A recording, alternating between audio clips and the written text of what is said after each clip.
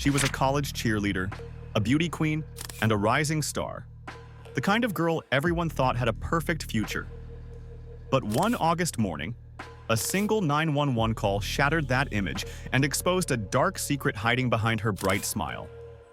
This is the story of Laken Snelling, the University of Kentucky cheerleader now accused of crimes that left an entire community stunned.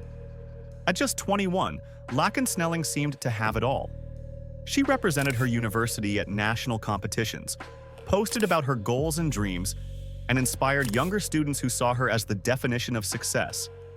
Her social media painted the picture of a young woman chasing happiness, filled with trophies, teammates, and travel.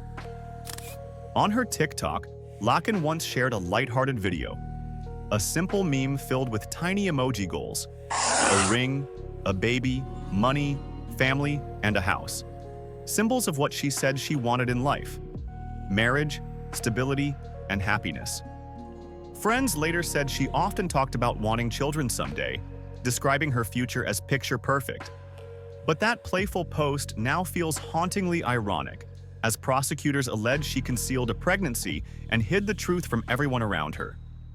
But police say, behind the polished surface, something far more disturbing was happening. On August 27th, officers in Lexington, Kentucky, responded to a chilling 911 call.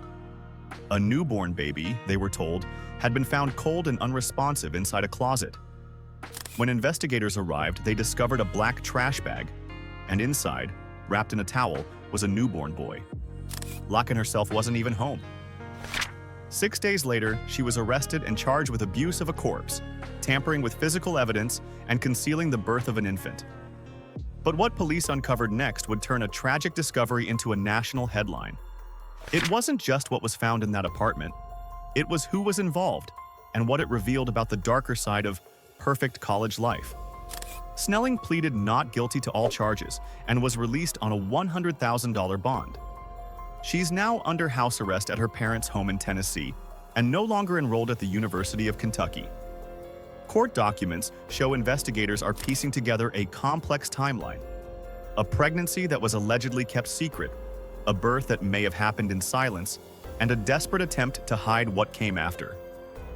A DNA test was ordered from her former boyfriend, Isaiah Hall, to determine paternity. Meanwhile, videos circulating online appear to show her performing cheer routines while visibly pregnant, shocking many in the cheerleading community.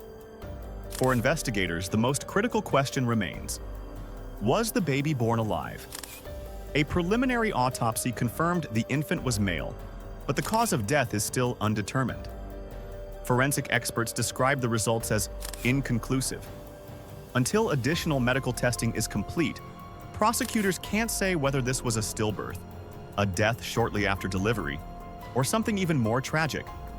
That answer could change everything, from the severity of the charges to the direction of the entire case.